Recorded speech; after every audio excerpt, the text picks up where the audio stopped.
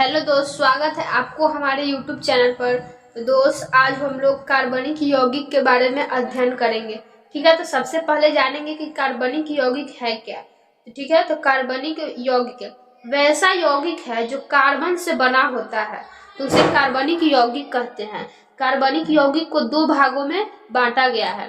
तो देखेंगे कार्बनिक यौगिक को दो भागों में बांटा गया है। पहला एरोमेटिक कार्बनिक यौगिक, दूसरा एरोफैटिक कार्बनिक यौगिक। ठीक है, तो एरोफैटिक कार्बनिक यौगिक को दो भागों में बांटा गया। इसको संतृप्त और असंतृप्त। संतृप्त के अंतर्गत एल्केन आता है, असंतृप्त के अंतर्गत एल्कीन और एल्काइन आता है। ठीक है, तो जानेंगे कि एरोमेटिक कार्बनिक और एरोफैटिक कार्बनिक है क्या। ठीक है, तो यहाँ देखिए, एरोमेटिक कार्बनिक यौगिक वैसा कार्बनिक यौगिक जिसका संरचना करने पर बंद आकृति का निर्माण होता है, तो उसे एरोमेटिक कार्बनिक यौगिक कहते हैं। मतलब वैसा कार्बनिक यौगिक जिसका हम संरचना करेंगे तो उसका बंद आकृति होगा, तो उसको एरोमेटिक कार्बनिक यौगिक कहते हैं। जैसे देखिए, बेंजीन का सूत्र होता है C6H6। अगर इसका हम संरचना करते हैं तो ऐसा आकृति आता है, यानी कि ये बंद आकृति है, तो इसे एरोमेटिक कार्बनिक यौगिक कहेंगे। और phenol C6H5 single bond OH, इसका फॉर्मूला होता है, सूत्र। तो इसका संरचना करेंगे तो इसका बंद आकृति का जो है निर्माण हो रहा है, तो इसी को एरोमेटिक कार्बनिक यौगिक कहते हैं। अब देखिए, अब एरोफैटिक कार्बनिक यौगिक। तो एरोफैटिक कार्बनिक यौगिक वैसा कार्बनिक यौगिक जिसका संरचना करने पर खुला आकृति का निर्माण होता है, उसे एरोफैटिक कार्बनिक यौगिक कहते हैं। मतलब ऐसा कार्बनिक यौगिक जिसका हम संरचना करेंगे तो खुला आकृति का होगा।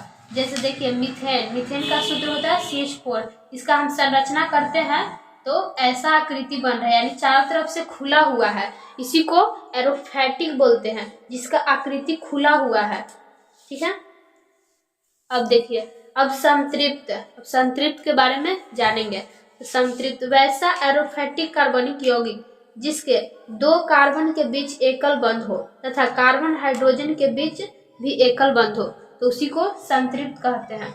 जिसे कहने का मतलब है कि कार्बन और हाइड्रोजन, कह रहा है कार्बन और हाइड्रोजन के बीच एकल बंध हो, तो यहाँ कार्बन है और कार्बन और हाइड्रोजन के बीच सिंगल बॉन्ड हो, और दो कार्बन हो उसके बीच भी सिंगल बॉन्ड हो, तो उसी को कहते हैं संतृप्त। दोनों अगर सिंगल बॉन्ड हो तो।